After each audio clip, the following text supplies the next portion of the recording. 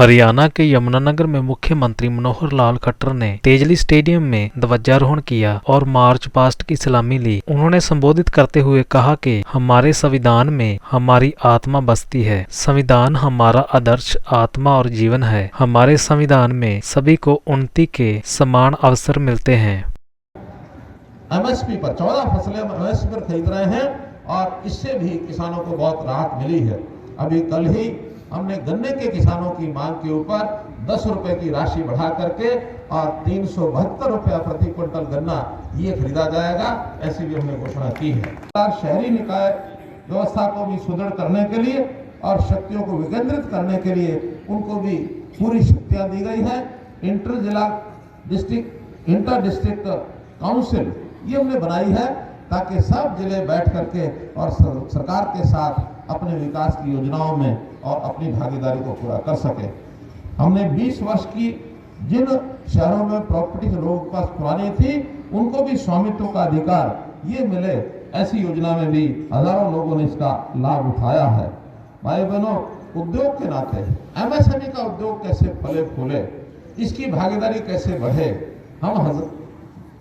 हमने ब्लॉक के अनुसार 1 ब्लॉक 1 प्रोडक्ट ये योजना शुरू की है ताकि हर ब्लॉक में ऐसा एक मिनी क्लस्टर इंडस्ट्री का ये शुरू हो जिसमें लगभग 3 लाख लोगों को रोजगार मिलेगा और कई हजार इसमें इंडस्ट्री जो है वो नई खुलेगी। तो ऐसी योजना भी हमने बनाई है। भाई बहनों, कॉस्ट यानी किस प्रकार से राहत मिले उद्योग को, कॉस्ट ईज ऑफ कॉस्ट, इसके नाते से भी हमने लीज पॉलिसी बनाई है ताकि किसी को उद्योग लगाने के लिए लीज पर जमीन लेकर के काम करने का ये अवसर मिले। व्यापारी भाइयों को भी प्रदेश में विकास का महत्वपूर्ण, क्योंकि वो उनका भी स्थान है, उनको भी हमने 20 साल से अधिक जो मैंने बताया किराया और लीज की व्यवस्था का, जिनके पास ये प्रॉपर्टीज है उनको उसका मालिकाना हक ये मिल सके, इसके लिए हमने काम किया है। हरियाणा व्यापारी कल्याण बोर्ड का गठन किया है। प्रधानमंत्री लघु व्यापारी मानधन योजना, इसके अंतर्गत भी इनको 6,000 रुपया वार्षिक ये सहायता मिलती है, इसके लिए भी हमने योजना बनाई है। ये हमारी युवा शक्ति इसका प्रतीक है और युवाओं की शक्ति को सही दिशा देने और क्षमताओं को पूर्ण उपयोग करने के लिए शिक्षा प्रदान करना ये बहुत जरूरी है। हमने शिक्षा के लिए भी हर प्रकार के जो प्रबंध हैं वो किए हैं, चाहे वो स्कूली शिक्षा हो अथवा उच्च शिक्षा हो। रोजगार ढूंढने वाले व्यक्ति को स्किलिंग के नाते से भी हमने विशेष व्यवस्था की है। तो हमारी जो भावी पीढ़ी है इसको संस्कार युक्त और रोजगार परक शिक्षा प्रदान करने के लिए प्रधानमंत्री जी ने नई राष्ट्रीय शिक्षा नीति ये घोषित की है।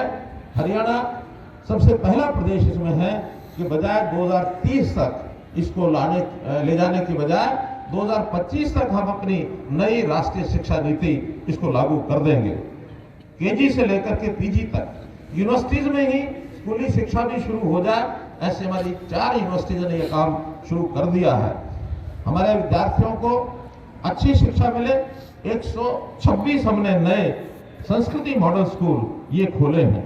6 लाख टेबलेट ये मुफ्त में दिए हैं।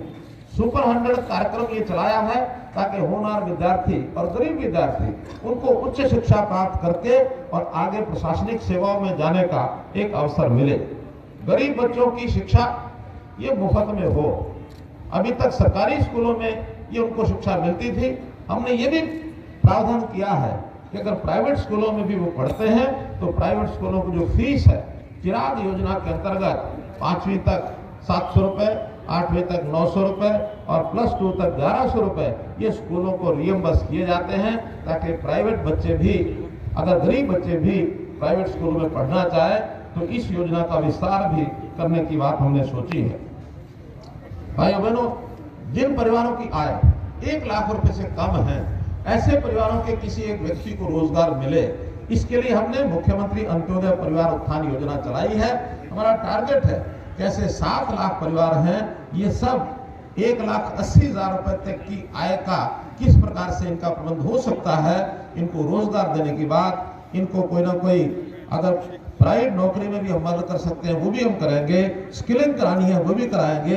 अभी तक 72,000 लोगों को हमने ये सुविधाएं दे करके और उनको इस सीमा से ऊपर हमने किया है।